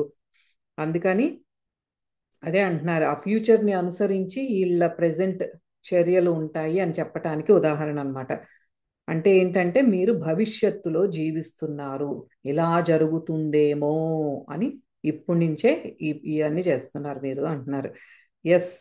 ఏంటి ఇక్కడ స్టేట్మెంట్ అంటే, learn from your past, prepare for your future, but live in the present. మీరు గత గతంలో జరిగిపోయింది ఒక సిచ్యువేషన్ని, ఏదో ఒకటి జరిగింది, ఎవరో మోసం చేశారు అనుకుందాం. ఆ సిచ్యువేషన్ నుంచి మీరు ఏం నేర్చుకోవాలో అది తెచ్చుకోండి. Learn from your past, prepare for your future. అంటే ఫ్యూచర్లో ఏం చేయాలనుకుంటున్నారో కొంత ప్లానింగ్ ఉండాలి, కొద్దిగా దాన్ని ప్రిపేర్ చేసుకోండి. అంటే అంతకు ముందు జరిగింది ఏంటి, అతను మోసం చేశాడంటే నేను ఎక్కడ చెక్ చేసుకోలేదు సరిగ్గా అనేది, సరే అది కొద్దిగా చెక్ చేసుకో. Prepare for your future. అదేంటంటే ప్రిపేర్ అంటే ఏమంటే, మళ్ళీ అది నీకు అనుకూలంగా ఉన్నా ప్రతికూలంగా ఉన్నా just be prepared, anything is possible. 50% chances రెండిటికి ఉన్నాయి. So prepare for that, but live in the present. కానీ వర్తమానంలో బ్రతుకు, live in the present moment అని చెప్తున్నారు. అందుకే నాయన, భూమి మీద ఉన్నవారు ఎక్కువ శాతం గతంలోనో భవిష్యత్తులోనో చిక్కుకున్నవారే. చాలా అరుదుగా వర్తమానంలో ఉంటారు. ఆ వర్తమానంలో ఉన్న మాధుర్యాన్ని చాలా అరుదుగా రుచి చూస్తారు. అందుకే చెప్తున్నారు, వెరీ ఫ్యూ పీపుల్, అంటే ఒక 5% కూడా ఉంటారో లేదో, ఆ 5% పాపులేషనే వర్తమాన క్షణంలో ఉంటారు. రెస్ట్ ఆఫ్ దెమ్ పాస్ట్ ఫ్యూచర్లోనే ఉంటారు ఎక్కువ. ఆ వర్తమానంలో ఉన్నప్పుడే ఆ ఆ మాధుర్యాన్ని, అక్కడ ఆ వర్తమానంలోనే ఉంది ఆ అసలైన అమృతం అంతా. దాన్ని రుచి చూసేది ఎవరు? చాలా కొద్ది మందే ఉన్నారు అని చెప్తున్నారు. ఆ వర్తమాన క్షణమే భగవదామృతము యొక్క నివాస స్థానము, భగవంతుడి నివాస స్థానము. ఆ భగవదామృతం అంటే ఆ బ్రహ్మానంద స్థితి ఎక్కడ ఉంది అంటే, ప్రెసెంట్ మూమెంట్, ఈ వర్తమాన క్షణంలోనే ఉంది. అదే ఆ భగవంతుడికి నివాస స్థానము. మీరందరూ నిత్యం ఏదో లేని దానికోసం పరిగెడుతూ ఉంటారు. ఉంది అంటే అది నీ అంతరంగంలోనే ఉంది. మనం అంతే కదా, ఏదో లే ఏదో దేనికోసం పొద్దునుంచి పరిగెడుతూనే ఉంటాం. అల్టిమేట్లీ ఏంటి మనకి అంటే, గోల్ టు బీ హ్యాపీ. మనం ఉద్యోగం చేసుకున్నా, ఫ్యామిలీ బాగుండాలన్నా, ఆరోగ్యం కోసం మనం ఏదన్నా చేసినా సరే, అల్టిమేట్ మన గోల్ ఏంటంటే హ్యాపీగా ఉండటానికి. ఆ హ్యాపీనెస్ అనేది మీ అంతరంగంలో ఉంది. ఆ సంతోషము ఆనందంగా మారాలి అంటే, ఈ సంతోషం ఎక్కడి నుంచి వస్తోంది? అవుట్ సైడ్ ప్లెజర్స్ నుంచి, ఒక వస్తువుని కొనుక్కున్నప్పుడో, లేకపోతే ఒక వ్యక్తి మనల్ని పొగిడినప్పుడు, ఇలాంటి వాటి నుండి వస్తోంది. అది ఆనందంగా మారాలి. ఆనంద స్థితి ఎక్కడ ఉందంటే నీలోనే ఉంది. అక్కడ నుండే నీకు బ్రహ్మానంద స్థితికి వెళ్తావు. అదే చెప్తున్నారు. ఎక్కడెక్కడో వెతుక్కుంటున్నారు. ఇది మనకి వేమన పద్యంలో కూడా వస్తుంది. మోక్షం మోక్షం అని ఎక్కడో వెతుక్కుంటావు, చంకలో పిల్లవాడిని పెట్టుకుని ఆ అందరూ చంకలో పెట్టుకుని ఊరంతా వెతికినట్టు. ఎగ్జాక్ట్ లైన్స్ గుర్తులేదు కానీ వేమన పద్యం ఉంది అట్లాగా. అట్లాగే అంటున్నారు. ఎక్కడో వెతుక్కుంటారు మీరు, ఆనందం బ్రహ్మానందం అంతా కూడా మీలోనే ఉంది అని. నీ అంతరంగంలోనే ఉంది.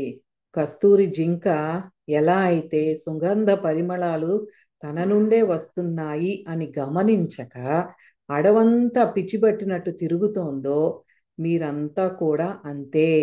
ఈ కస్తూరి జింకకి కూడా ఒక మంచి ప్రాముఖ్యత ఉంది. అంటే మస్క్ డియర్ అంటారు.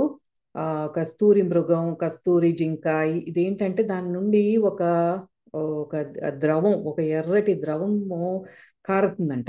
అది చాలా సుగంధ పరిమళాలతో వస్తుందంట. మనకి లలితా సహస్రనామంలో వస్తుంది కస్తూరి.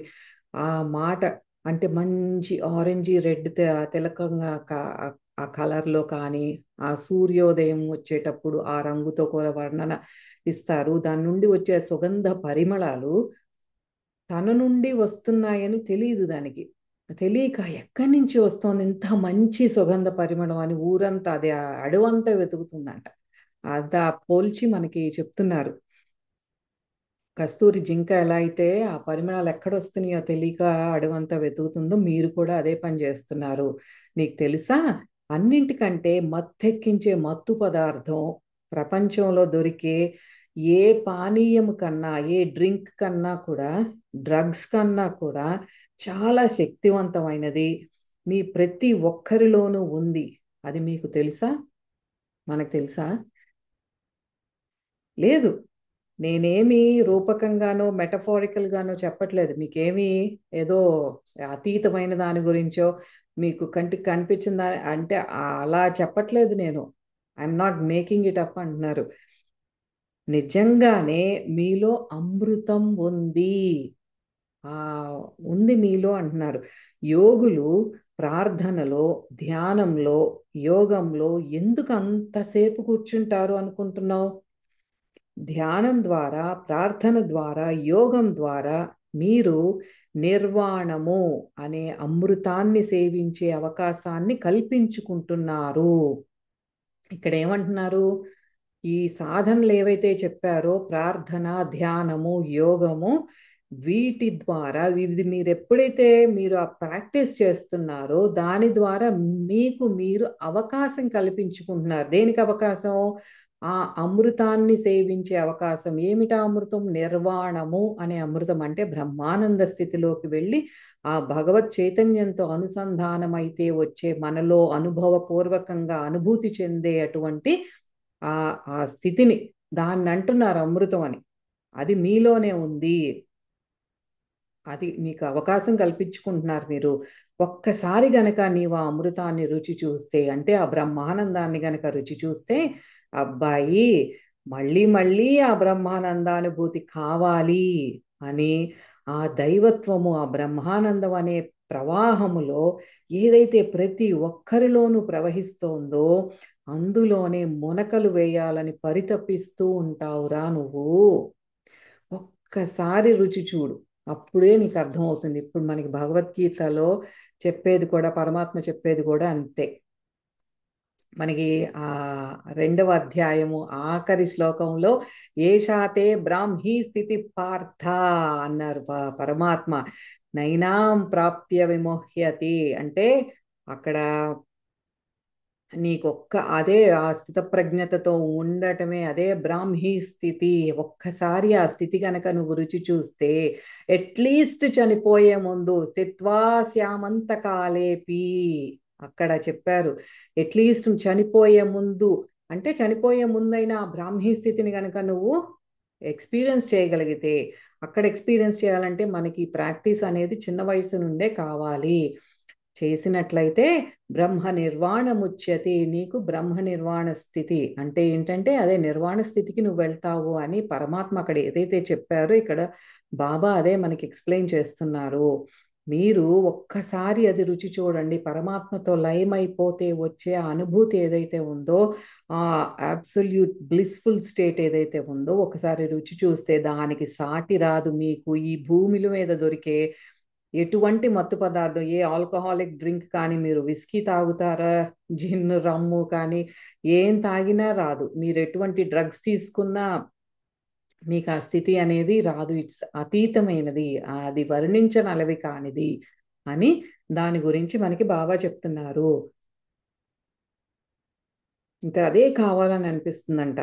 ఇక ఎవరో వశపరుచుకున్నట్లు అదే కావాలి అని అనిపిస్తుంది. ఇంకా అదే కావాలంటే మనకి ఎవరైనా బ్లాక్ మ్యాజిక్ చేసి ఉమ్, వశపరుచుకుంటే ఎలా ఉంటుందో, ఇంకా దాని గురించి తప్పించిపోతున్నట్లు అట్లా ఉంటుంది ఆ స్థితి. ఇంకా దాని నుంచి మీరు వెనక్కి రారు.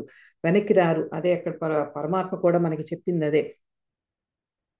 ఎలా అయితే కస్తూరి జింక అడవి అంతా పరిగెడుతుందో, మీరు కూడా ఆ ఆనందామృతము అనే నిర్వాణ స్థితిని మీలోనే పెట్టుకొని దానికి అవకాశం కల్పించుకోకుండా ఒక పరిస్థితి నుండి ఇంకో పరిస్థితికి, ఒక కర్మ నుండి ఇంకో కర్మకు పరుగులు పెడుతూనే ఉంటారు. దేని గురించో అన్వేషణ. ఆ అన్వేషించేది ఎలాగూ అతీతమైనది. అందుకే మనుషులను చూస్తే ఆశ్చర్యంగా ఉంటుంది మాకు. మానవుడికి అన్నీ ఉన్నాయి, కానీ ఏమీ లేవు. చాలా మంది ఎంత ఉన్నా తృప్తి అనేదే ఉండదు. అందే చెప్తున్నారు మనకి అన్నీ మనకి ఎంత పరిగెడుతున్నామంటే ఎప్పుడు చూసినా ఏదో కావాలి, ఏదో దుఃఖంలోనే అశాంతితోనే ఉంటాం. కొనుక్కున్నామని సంతోషం ఉంటుందా అంటే కొద్దిగా తాత్కాలికంగా ఉంటుంది. మళ్ళీ ఇంకోటి ఏదో కావాలని ఏదో ఒకటి అన్వేషణ పరితపిస్తూనే ఉంటాం. కానీ నిజంగా మనం అన్వేషించవలసినది వీటన్నిటికంటే అతీతమైనది. It's transcendental. మీకు అది అంతరంగంలోకి వెళ్తే కానీ మీకు దొరకదు. బయట ఎక్కడ దొరకని పదార్థం అది అని చెప్తున్నారు. దేని గురించో అంటే మిమ్మల్ని చూస్తుంటే మాకు ఆశ్చర్యం వేస్తుంది. ఒకటి పార్వతీ పరమేశ్వరులు కూడా కార్తీక మాసంలో ఆ ఆ, అంత కిటకిటలాడుతూ ఉంటాయి గుళ్ళన్నీ. పార్వతీదేవి పరమేశ్వరుణ్ణి అడుగుతుందంట, ఆ, మీరు మనుషులకి అన్నీ ఇచ్చారు కదా మహాదేవా, వారికి కుటుంబాన్ని ఇచ్చారు, ఆరోగ్యాన్ని ఇచ్చారు, కంఫర్టబుల్ లైఫ్, అన్ని కంఫర్ట్స్ భూమి మీద ఉన్నాయి, ఉండటానికి ఇల్లు ఏంటి, ఇంకా ఆ ప్రకృతి సౌందర్యం ఏమిటి, ప్రతీదీ ఇచ్చారు మీరు. అయినా ఈ గుళ్ళకి వచ్చే వాళ్ళందరూ కూడా ఇంకా ఇంకా కావాలి, ఇంకా ఇంకా కావాలని అడుగుతూనే ఉంటారేంటి మహాదేవా అని పార్వతీదేవిని ప్రశ్నిస్తూ ఉంటుంది. అంటే ఇప్పుడు చూడు అని తీసుకెళ్తారు కిందకి. ఆ చూడు, గుళ్ళకి వచ్చే వాళ్ళు ఒక్కొక్కళ్ళ ఆలోచనలు ఎలా ఉంటాయో చూద్దాం పదా అని వాళ్ళిద్దరికి భూమి మీదకి వచ్చి ఆ గుడి ముందు, శివాలయం ముందు అడుక్కునే వాళ్ళగా, ఆవిడేమో సౌందర్యంతో సౌందర్యవతిలాగా ఒక యంగ్ ఉమెన్ లాగా ఉంటుంది. భర్త ఆ పరమశివుడేమో కుష్టి వ్యాధితో బాధపడుతున్న భర్తలాగా ఆయన ఉంటే ఎవరు భిక్ష వేయటానికి కూడా దగ్గరికి రారు.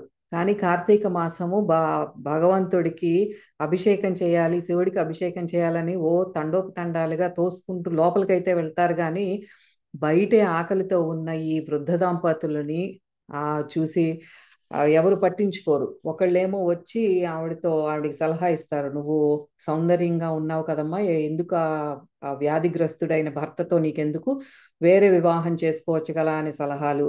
ఇంకొకళ్ళేమో దూరం నుంచి అట్లా విసిరేస్తారు, మరి దగ్గరికి వెళ్తే మళ్ళీ వాళ్ళకేం రోగాలు వస్తాయేమో అని దూరం నుంచి ఆ డబ్బులు విసిరేయటం ఇలాంటివి చేస్తే ఆ పార్వతీదేవి వాపోతుంది. అయ్యో, చాలా దుఃఖపడిపోతుంది.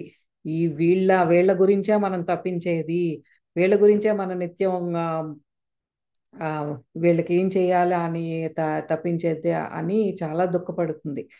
తర్వాత ఎప్పటికో ఎండ్ ఆఫ్ ద డే సరే చూద్దాంలే, గుడి మూసే టైం ఇంకా ఉంది కదా, ఎవరైనా ఒక్క వ్యక్తి అయినా దొరుకుతాడా ధర్మ మార్గంలో కాస్త ఆ దైవ గుణం అంటే ఓ పక్కన వ్యక్తికి ఆ దయ కరుణ ఉన్న ఎవరైనా ప్రేమని చూపించేవారు, ఎవరైనా ఒక గుక్కడు మంచినీళ్ళు ఇచ్చేవారన్నా దొరుకుతారేమో చూద్దాం, ఇంకా వెయిట్ చేద్దాం అంటారు పరమశివుడు. అప్పుడు ఆ చివరికి గుడి మూసే టైంకి ఒక వ్యక్తి వచ్చి తన దగ్గర ఉన్న ప్రసాదం అది తను లోపలికి ఏదైతే శివుడికి పట్టుకెళ్ళబోతున్నాడో అవి వీరికి ఇచ్చి, దంపతులకి ఇచ్చి, ఆ మీకు ఇస్తే శివయ్యకి ఇచ్చినట్లే మీరు ఆ, స్వీకరించండి. మిమ్మల్ని చూస్తుంటే చాలా ఆ దుఃఖంలో ఒకటి అయితే ఇంకా ఆకలితో ఉన్నట్టు కనిపిస్తున్నారు, మీరు స్వీకరించండి అని శివుడికి ఏదైతే తీసుకొచ్చాడో అది ఆ దంపతులకి ఇద్దరికి ఇస్తాడు. అది చూసి చాలా హ్యాపీగా ఫీల్ అవుతారు ఇద్దరు పార్వతీ పరమేశ్వరులు. అది మనం అన్నమాట. అంటే 95% ఆఫ్ ద పాపులేషన్ ఏదో కావాలి, ఇంకా కావాలి. ఒక జాబ్ ఉంటే ఇంకా హయ్యర్ ర్యాంక్ కావాలి నాకు, ఇంకా ఒక ఇల్లు కొనుక్కుంటే నెక్స్ట్ ఇల్లు కోసం ప్లాన్ కావాలి. అంతేకాని మనలో ఒక దయ, కరుణ, పక్కన వాళ్ళతో ప్రేమగా ఉండటం, ప్రేమగా మాట్లాడటం, ఇవన్నీ కూడా మనం అలవాటు చేసుకోవాల్సింది. కఠినంగా మాట్లాడటం రాక్షసులు కూడా మాట్లాడతారు. దానికి వాటికి మనకి తేడా ఉండాలి. మన కుక్కలు కూడా అరుస్తూ ఉంటాయి, మనుషులు మనం తేడా చూపించాలి. అది మన బుద్ధి విచక్షణ అనేది పెరగాలి. మనం ఇవన్నీ శాస్త్ర గ్రంథాలు కానీ ఏదైతే చదువుతున్నామో కేవలం వీటి వల్లే మనకేమీ మార్పులు రావు, మనసు నిర్మలంగా అవ్వదు. మనలో ఈ కోరికలు వెనుక ఉన్న అహం కానీ ఇవన్నీ అజ్ఞానంతో కూడుకున్న ఈ భేదాలు ఏవైతే పక్క వ్యక్తి మీద మనం చూపిస్తామో ఇవన్నీ కూడా ఒక్కొక్కటి ప్యూరిఫై అయిపోవాలి. అప్పుడే మనకి ఆ భగవద్ అనుగ్రహం అనేది దొరుకుతుంది. కానీ నిత్యం పూజ గదిలో కూర్చుని పూజలు చేయటం వల్ల కాదు. భగవంతుడికి కావలసింది నిర్మలమైన మనస్సు. అక్కడే పీఠం వేసుకొని కూర్చుంటారు పరమాత్మ. అటువంటి వాళ్ళకి నిత్యం పూజలు చేయాల్సిన అవసరం కూడా లేదు. వారి జీవితంలో ధర్మ మార్గంలో ఉన్నారు, మనసు నిర్మలంగా ఉంది. అదే దైవుడి యొక్క నివాస స్థానం. మనకి బాబా చెప్పేది కూడా అదే.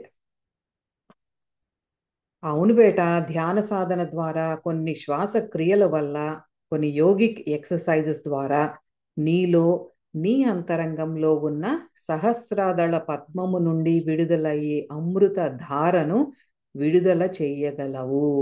ఇది మనకి ఫిజికల్గా కూడా మనకి ఈ క్రియాయోగము, ఈ ప్రాణాయామ సాధనలు ఎప్పుడైతే మనం చేస్తున్నామో మనలో సహస్రదళ పద్మము అంటాం. మన సహస్రార స్థితికి అంటే సహస్రము అంటే అనేక రేకులు అన్నట్టు, 1000 పెటల్స్ అని కాదు, అనేక రేకులతో ఉన్న పద్మము విచ్చుకుంటుంది. అంటే ఏంటంటే మనం ఆ పరమాత్మలో లయమైపోతాము. అంటే మనలో ఎక్స్ప్రెస్ చేసేదంతా కూడా దైవిక లక్షణాలే మనలో ఆ జాగృతమైవి పక్కన వ్యక్తి పట్ల అలాగే ఉంటాం మనం. అదే అందుకే చెప్తున్నారు అక్కడి నుండి నీకు అమృత ధార విడుదల చేయగలవు. అంటే మనకి ఫిజికల్గా కూడా ఎప్పుడైతే అవన్నీ హయ్యర్ సెంటర్స్ యాక్టివేట్ అవుతాయో, బిందు చక్ర గురించి నేను అర్జున విషాద యోగంలో మధ్యలో ఒక చోట చెప్పాను. బిందు చక్ర అనేది యాక్టివేట్ అయినప్పుడు అక్కడ ఒక తేనె లాంటి ఒక ద్రవం అనేది విడుదల చేయటం జరుగుతుంది. అది యోగులకి ఈ కంఠం దగ్గర వాళ్ళు ఎక్స్పీరియన్స్ చేస్తారు. ఫిజికల్గా నిజంగా జరిగేది, అదేమి మెటఫారికల్గా ఊహించుకోవటానికి కాదు, నిజంగానే ద్రవం అనేది రిలీజ్ అవుతుంది. రిలీజ్ అయినప్పుడు అది ఏంటంటే అమృతం లాంటిది అనమాట. ఆ డ్రాప్స్ పడేటప్పుడు మనకి ఇంకా ఆకలి ఉండదు, బెస్ట్ ఇమ్యూనిటీ ఉంటుంది, హెల్త్ బాగుంటుంది. అది అదే అమృతం అంటే. దానిని ఆస్వాదించు అంటున్నారు. ఆ మధురమైన తేనె లౌకికతను అధివాస్తవికంగా మారుస్తుంది. అంటే మనం ఇప్పటి వరకు భౌతికంగా లౌకిక విషయాల పట్ల ఉన్న ఆసక్తి మనకి ఇంకా ఈ ఆది భౌతికంగా అంటే మెటఫిజికల్గా నేను ఎక్కువ భగవంతుడికి దగ్గర అవ్వాలి అన్న చింతన పెరుగుతుంది అని అంటున్నారు. నిన్ను ఆ బ్రహ్మానందపు స్థితిలో కాంతితో చుట్టివేస్తుంది. అమృత బిందువు ఖచ్చితంగా ఉంది. అదే యోగులు నిత్యం అన్వేషించేది. ఒక్కసారి దాని రుచి చూస్తే ఇక ఏది అక్కర్లేదనిపిస్తుంది. అఫ్ కోర్స్ అది నిన్ను ఎక్కడికో తీసుకువెళ్తుంది. చాలామంది ఇక భగవంతుడు కూడా మాకొద్దు అంటారు. ఎందుకంటే అంత మత్తులోకి వెళ్ళిపోతారు, బ్రహ్మానందం అనే మత్తులోకి. సర్లే, ఇక బెనగల్ ఫ్యామిలీ దగ్గరికి వెళ్దాం పదా. అక్కడ నువ్వు కూడా ఉన్నావు కాబట్టి చాలా ఎంజాయ్ చేయి. ఆ చిన్న జుట్టుతో చాలా క్యూట్గా ఉన్నావు నువ్వు. కానీ నాకు నీ పొడగాటి ఉంగరాల జుట్టే ఇష్టం. అయిపోయింది. ఇంకా స్పిరిచువల్ మనకి ఏదైతే బాబా ఎక్స్ప్లెయిన్ చేయాలనుకున్నారో ఎక్స్ప్లెయిన్ చేసేసారు. సో ఏం చెప్పారు ఇది? మనకి ఆ బ్రహ్మానందపు స్థితి గురించి ఈరోజు చెప్పారు. మనకి అక్కడ పరమాత్మ మనకి సాంఖ్యయోగంలో 55 అర్జునుడు ఎప్పుడైతే స్థితప్రజ్ఞత గురించి నాకు ఎక్స్ప్లెయిన్ చెయ్యి అన్నప్పుడు కూడా పరమాత్మ ముందు చెప్పేది అదే, ప్రచహాతి యదా కామాన్ సర్వాన్ పార్థ మనోగతాన్. అంటే నీ మనస్సులో ఉన్న ఆ నిగూఢంగా ఉన్న కోరికలు అన్నీ కూడా క్లియర్ చేసుకున్నప్పుడే నీకు స్థితప్రజ్ఞత వస్తుంది. ఇప్పుడు కాదు. మనకి ఇక్కడ బాబా చెప్పేది ఏంటి? ఆ పాత జన్మ సంస్కారాలను గురించి చెప్పారు. ఆ సంస్కారాలను క్లియర్ చేసుకోవాలి. లేకపోతే మీరు past లో ఉన్నట్టే, మీకు పూర్వజన్మలో ఉన్నట్లు ఈ జన్మ కూడా ఉంటున్నారు. దేర్ ఇస్ నో చేంజ్ అని మనకి చాలా క్లియర్ గా చెప్పారు. అదే మనం గుర్తుపెట్టుకోవాల్సింది. మనం ఏదైతే రిపీటెడ్గా అవే చేస్తున్నామో వీ హ్యావ్ టు అది స్టాప్ పెట్టుకోవాలి మనకు మనమే. నిన్న నేను ఇదే సిచ్యువేషన్ వచ్చినప్పుడు, ఇట్లాంటి సిచ్యువేషన్ వచ్చినప్పుడు ఇలా రియాక్ట్ అయ్యానే, ఇట్లా చేయకూడదు కదా అన్న ఒక పరివర్తన మనం చూపించుకోవాలి. అదే మనకి బాబా చెప్పేది. మనలో ఉన్న కోరికలు ప్రతిదీ సబ్ కాన్షియస్ మైండ్లో ఉన్నవి ఇవన్నీ కూడా క్లియర్ చేసుకుంటేనే మీరు స్థిత ప్రజ్ఞత వస్తుందని పరమాత్మ చెప్పారు. ఇవన్నీ కూడా సబ్ కాన్షియస్ ప్రోగ్రామింగ్ అంతే. అందులో నుంచి సీడ్స్ అన్నీ కూడా మనం ఒక్కొక్కటి తీసి రోస్ట్ చేసుకోగలగాలి. అదే ప్రాణాయామ సాధన యొక్క ప్రాముఖ్యత అన్నమాట. రుద్ర కళ్ళు మూసుకున్నాడు. కానీ అతనికి బాబా మధురమైన నవ్వు గతం వరకు వినిపించింది. గతంలోకి తీసుకెళ్లారు కదా టైం మెషిన్లో. కళ్ళు మూసుకున్నాడు ప్రశాంతంగా. అక్కడ బాబా మధురమైన నవ్వు వినిపించింది అంటున్నారు. ఇక్కడ మనకి బాబా మళ్ళీ చెప్పుకొచ్చేది ఏంటంటే, మనకి చెప్పారు కదా పూర్వజన్మ సంస్కారాలు రీఇన్ఫోర్స్డ్ స్టేట్మెంట్ ఏంటంటే, పూర్వజన్మ సంస్కారాల్లో బందీ అయిపోయి ఉంటే మళ్ళీ అదే సంస్కారాన్ని వచ్చే జన్మలోకి తెచ్చుకుని అలాగే ప్రవర్తిస్తావు. ఈ జన్మలో కూడా దాని మీద నువ్వు దృష్టి పెట్టకుండా అధిగమించే ప్రయత్నం చెయ్యనప్పుడు మళ్ళీ వచ్చే జన్మలో ఇంకా ఉధృత స్థాయిలో ఆ సంస్కారాన్ని తెచ్చుకుంటావు. అందుకే చెప్పారు ఇలాంటిదే మీ కోపం అనే ప్రకంపనలు కూడా అదే. ఇదే కదా నరకం అంటే, నరకం అంటే ఇది కాదా అని బాబా ప్రశ్నిస్తున్నారు. అది మనం గుర్తుపెట్టుకోవాలి. మరి ఇంకొంచెం ఏం చెప్పబోతున్నారో బాబా చెప్పుకొని బెనగల్ ఫ్యామిలీ గురించి అక్కడ ఆపుకుందాం. ఏమంటున్నారో, రుద్ర తనను తాను ఒక చిన్న గదిలో చూసుకున్నాడు. ఆ గదంతా కాంతితో ఉంది. చాలా నిశ్శబ్దంగా ఉంది. ప్రశాంతంగా ఉన్న సూర్యుని యొక్క కాంతి కిరణాలు ఆ గదిలో ఉన్న ఒకే ఒక్క కిటికీ ద్వారా గదిలోనికి చొచ్చుకుని వస్తున్నాయి. రుద్ర అది ఒక్క గది ఉన్న ఇల్లు అని గ్రహించాడు. ఒక చిన్న హోమ్ అనమాట. ఒక్క గదే ఉంది అందులో. చిన్న ఇల్లే అయినా చాలా శుభ్రంగా అంతా చక్కగా అమర్చబడి ఉంది. సమయం 10:30. రుద్ర తన స్నేహితుడు ఈతన్ ఆ ప్రార్థనలు చేయటం చూశాడు. ఈతన్ డికోస్టా రుద్రకు ఇంకో పాత స్నేహితుడు. అతను చాలా మందికి ఒక మిస్టరీ మ్యాన్, ఎవరికి అర్థం కాని ఒక మిస్టరీ మనిషి అన్నమాట. అతను రుద్రకు అతను ఎంతో మంది కానీ అందరికీ మిస్టరీ మ్యాన్ అయినా సరే రుద్రకి మాత్రం అతను ఎంతో మంది రాక్షసులను పోరాడుతున్న ఒక వ్యక్తి. అంటే తనకి కూడా చాలా పెద్ద స్టోరీనే ఉంది. తరచూ రుద్ర, ఈతన్, కేజ్ రుద్ర ఇంట్లో కలిసి టీ తాగుతూ soft rock music, Leonard Cohen లేదా నీల్ డైమండ్, కిషోర్ కుమార్ వారున్న మూడికి తగ్గట్టు వినేవారు. ఆ మ్యూజిక్ అన్ని ఏదో ఒకటి మ్యూజిక్ పెట్టుకొని టీ తాగుతూ వినేవారు. దాంతోపాటు అదే పనిగా అంటే కంటిన్యూస్గా సిగరెట్స్ తాగుతూ, చాలా వరకు అందులో నికోటిన్ ఒక్కటే ఉండేది అన్నారు. అంటే ఏంటంటే ఒక్కొక్కసారి ఈ వీడ్ లాంటివి కూడా స్మోక్ చేసేవారు అన్నమాట. అంటే ఎప్పుడు చాలా వరకు నికోటినే ఉండేదంటే ఒట్టి స్మోక్, సిగరెట్ స్మోకే. ఒక్కొక్కసారి అవి కూడా వేసేవారు అనమాట. అవి అవి పాత రోజులు కదా. అదే రోజులు అంటే మంచి రోజులు అని వచ్చాడు రుద్ర. అవన్నీ గుర్తు చేసుకొని those were the good times అనుకున్నాడు. మనం అంతే కదా, పాత రోజులు స్కూల్ డేస్, కాలేజ్ డేస్ గుర్తుకొచ్చి అవి కదా రోజులు అనుకుంటాం. అదే అన్నమాట. రుద్ర ఈతన్ ప్రార్థన చేస్తుండగా తన దగ్గరే కూర్చున్నాడు. ఒక రైలు అటుగా వెళ్ళింది. రుద్ర ఆ ఒక్క గది ఉన్న ఇల్లు రైలు పట్టాలకి 10 అడుగుల దూరంలో మాత్రమే ఉందని గ్రహించాడు. అంటే ఇట్స్ వెరీ క్లోజ్ టు ఆ రైలు పట్టాలకి దగ్గరే ఉందన్నమాట. ఇంకా తానెక్కడున్నాడో తెలుసుకున్నాడు. ఎక్కడంటే ఈతన్ అత్తగారింట్లో ఉన్నాడు. ఈతన్ యొక్క హృదయం ప్రార్థనలో లేదు. తాను ప్రార్థిస్తున్నాడు కానీ తన ప్రకంపనలలో ఎన్నో చీకటి ప్రాంతాలంటే చాలా డార్క్ ఏరియాస్ ఉన్నాయి ఆ ఆరాలో. ఇంకా కేజ్ లాగా కాకుండా ఈతను ప్రార్థన చేసేటప్పుడు గురువులు కానీ దేవభటులు కానీ దేవదూతలు కానీ అంటే స్పిరిట్ గైడ్స్ కానీ ఎవరు కూడా అక్కడ తనతో ఉండటం కానీ అక్కడికి రావటం కానీ ఏమీ చూడలేదు. ఇప్పుడు కేజ్ ప్రార్థన చేసేటప్పుడు మనకి చెప్పారు కదా, బాబా కానీ జొరాథుస్ట్రా కానీ అక్కడికి వచ్చారు, తర్వాత యాన్సిస్టర్స్ వచ్చారు, పూర్వీకులు వచ్చారు, ఇట్లా దేవదూతలు స్పిరిట్ గైడ్స్ అందరూ వచ్చి తనకి హెల్ప్ చేశారు. అట్లాంటిది ఏది ఇక్కడ చూడలేదన్నమాట తను. ఈతన్ నుండి కాంతి ప్రసరణ జరగటం లేదు. అది ఆకాశం వైపు వెళ్ళడం కానీ ఇదేమీ లేదనమాట. అక్కడ మనకి అక్కడ తను ఫైర్ టెంపుల్లో ఉన్నప్పుడు అగ్ని దేవాలయంలో ఉన్నప్పుడు చాలా మంది ప్రార్థన చేస్తున్నారు. అక్కడ కేజ్ ప్రార్థన చేసేటప్పుడు మాత్రం చక్కగా మంచి కాంతి పైకి ప్రసరించటం అనేది గమనించాడు రుద్ర. అలాంటిది ఏది ఇక్కడ ఈతన్ దగ్గర జరగట్లేదు. దీని అంతటికి ఒకే ఒక అర్థం ఏంటంటే ఈతన్ తన ప్రార్థనలు ఎటువంటి భావన కానీ ధ్యాస కానీ లేకుండా చేస్తున్నాడు.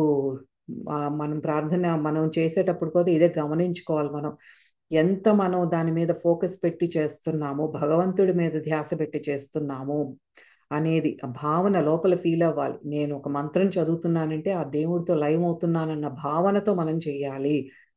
అప్పుడే కేజ్ లాగా మనకి అందరినీ ఇన్వైట్ చేసుకుంటాం. ఈతన్ ప్రేయర్ బుక్ అంటే తన ప్రార్థనా పుస్తకాన్ని క్రింద పెట్టి నిట్టూర్చాడు.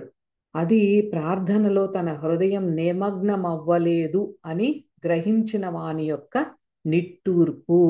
తనకే నచ్చట్లేదు. ఏంటి పిచ్చిగా ఇట్లా సూపర్ఫిషియల్గా పైన ఏదో మంత్రాలు చదివేస్తున్నాను, నా నోరు కదులుతాను కానీ లోపల ఒక భావన లేదు అని తనకి తనే ఒక నిట్టూర్చుకున్నాడు అనమాట. ఈతన్ పైన ఉన్న జీసస్ మరియు మదర్ మేరీ యొక్క చిత్రపటాలని చూశాడు. నన్ను క్షమించండి, ఐఎమ్ సో సారీ, ధ్యాస పెట్టలేకపోతున్నాను. బాగా ప్రార్థన చెయ్యాలని ఉంది కానీ ధ్యాస పెట్టలేకపోతున్నాను, ఐఎమ్ సారీ అని వాళ్ళకి ఆ పటాలను చూసి సారీ చెప్పుకుంటున్నాడు అనమాట. అప్పుడు హఠాత్తుగా ఒక పరిణామం జరిగింది. ఈతన్ యొక్క ఆరా హీల్ అవ్వటం అంటే నయం అవ్వడం అనేది మొదలైంది. తన ఆరాలో అంత డార్క్ స్పాట్స్ ఉన్నాయి కదా, అంతకు ముందు చీకటిగా నల్లగా స్పాట్స్ ఏవైతే ఉన్నాయో అవన్నీ కూడా నయం అవ్వటం హీల్ అవ్వడం మొదలైందనమాట. రుద్ర నించున్నాడు. తాను జీసస్ యొక్క ఉనికిని అనుభూతి చెంది తరువాత జీసస్ను కళ్ళారా ఆ గదిలో చూశాడు. ఎప్పుడైతే సారీ చెప్పుకున్నాడో ఈతన్, అక్కడ జీసస్ ప్రత్యక్షమయ్యాడు. అక్కడ జీసస్ని అనుభూతి చెందింది రుద్ర, అనుభూతి చెందాడు. కొంతసేపటికి జీసస్ ప్రత్యక్షమయ్యాడు, తను చూశాడు అనమాట. ఆరా ఎంతో ప్రశాంతంగా తేజస్సుతో మాటలతో వర్ణించనలవి కానంత అందంగా అంత సౌందర్యంగా ఉంది. ఎవరు? జీసస్ యొక్క కాంతివంతమైన కాంతి దేహం ఎంతో వర్ణనాతీతంగా ఉంది అని చెప్తున్నారు. ప్రభువు ఈతన్ను ఆశీర్వదించారు. ఈతన్ ఇది జరుగుతున్నంతసేపు జీసస్తో మాట్లాడుతూనే ఉన్నాడు. కొద్ది క్షణాల తర్వాత ఈతన్ ఇక మాట్లాడలేకపోయాడు. స్పష్టంగా తన ఆరా జీసస్ క్రైస్ట్ యొక్క ఉనికిని అనుభూతి చెందింది. కొంత మాట్లాడుకుంటున్నాను, నేను సారీ ఇవన్నీ చెప్పుకుంటున్నాడు కదా జీసస్కి, కొంతసేపటికి చెప్పలేకపోయాడు, ఇంకా మాట ఆగిపోయింది అనమాట. అదేంటంటే తన ఆరా ఆ భగవంతుని యొక్క ఆరాతో అంటే ఆ ప్రభువు జీసస్ క్రైస్ట్ యొక్క ఆరాతో కలిసింది. అక్కడ తను రియలైజ్ అయ్యాడు, ఇంకా తనకు మాట ఆగిపోయింది అనమాట. తను కూడా అనుభూతి చెందాడు. ఇప్పుడు రుద్ర ఎట్లా అనుభూతి చెందాడో ఈతను కూడా అనుభూతి చెందాడు. ఇంకా తన ఆరా నయం అవ్వడం వల్ల ఈతన్ కళ్ళు మూసుకొని నిదానంగా స్లో డీప్ బ్రెత్ దీర్ఘ శ్వాస తీసుకున్నాడు.